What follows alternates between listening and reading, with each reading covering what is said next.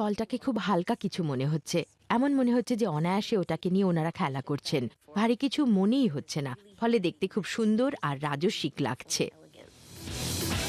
এই শূন্য ভাষা খেলাটার পেছনে কি বিজ্ঞান আছে? এয়ার রেজিস্ট্যান্স দুটো আলাদা আকৃতির পদার্থ পড়ে যাওয়ার গতি আলাদা করে দেয়। একটা বোলিং বল বাতাসের ভেতর দিয়ে অনেক সহজে পড়ার কথা, ওনাদের থেকে ওটার গতি বেশি হওয়া উচিত। মানুষটার ক্ষেত্রে উনি অনেক বড় পদার্থ বলটার তুলনায়, ফলে উনি ওনার শরীরে অনেক বেশি এয়ার রেজিস্ট্যান্স অনুভব করবেন, আর সেই জন্যই একটা বলের তুলনায় উনি অনেক কম গতিতে পড়বেন। তাহলে ওনারা বোলিং বলটার গতি কি করে কমিয়ে দিলেন যাতে ওনারাও একই গতিতে নামতে পারেন? ওনারা বলটার সঙ্গে একটা স্ট্রিমার লাগিয়ে দিয়েছেন, যেটা একটা টানের সৃষ্টি করছে, যা হলো একটা এয়ার রেজিস্ট্যান্ট শক্তি। সেই কারণেই বলটা মানুষগুলোর সঙ্গে একই গতিতে নিচে পড়ছে। স্ট্রিমারটা না থাকলে ওটা বাতাসের ভেতর দিয়ে নেমে যেত, অনেক দ্রুত নিচে নেমে এসে পড়তো। ওনারা নিচে নামার পর যদি দেখেন সেখানে কোনো বোলিং পিন নেই, তাহলে ওনারা খুবই হতাশ হবেন।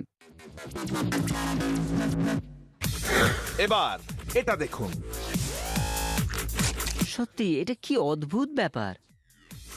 আশ্চর্য এক পদার্থ দেখানো হলো যা দিয়ে যে কোনো কিছুতে প্রলেপ ফেলা যায়। ফ্লোরিডার উদ্ভাবক মার্ক শয়ের এই ভাইরাল ভিডিওটা মাত্র কয়েক মাসের মধ্যে 70 লক্ষ মানুষ দেখে ফেলেছেন। কি অসাধারণ এক বস্তু! আপনি যে কোনো পদার্থের উপর ফেলুন আর হঠাৎই ম্যাজিকের মতো সব জল বেরিয়ে যাবে। ম্যাজিক? নিশ্চয়ই তা নয়। বিজ্ঞানীরা বলুন।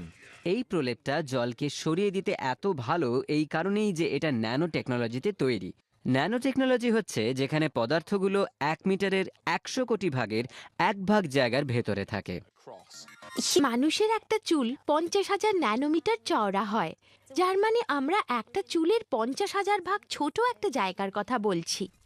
সে তো খুব খুব ছোট, কিন্তু এই পদার্থটা এরকম কাজ করছে কি করে?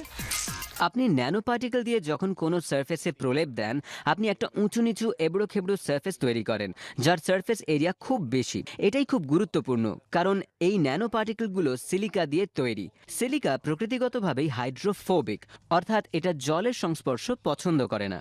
ফলে আপনি যখন এই সারফেসের ওপর 1 ফোঁটা জল ফেলেন, ওটা ছড়িয়ে যায়, অর্থাৎ ওগুলো প্রচুর সিলিকার সংস্পর্শে আসে, আর তখন জল ওই সারফেসের সংস্পর্শে যাবার থেকে বলের মতো হয়ে যেতে পছন্দ করে আর পুরো সারফেস জুড়ে ছড়িয়ে যায়।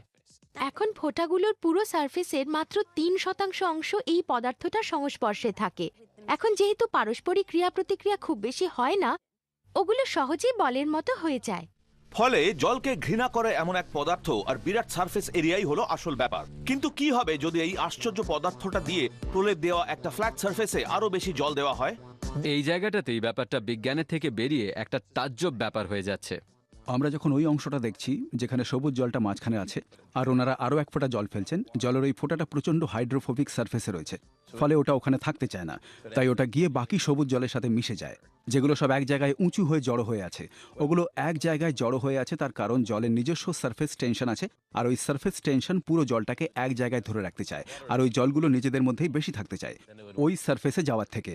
এটাই বিতৃষ্ণার ব্যাপার। ফলে জল ওই সারফেসে যাওয়ার থেকে নিজেরা একসাথেই থাকতে চায়, তাই এক জায়গায় জড়ো হয়ে যায়। অদ্ভুত।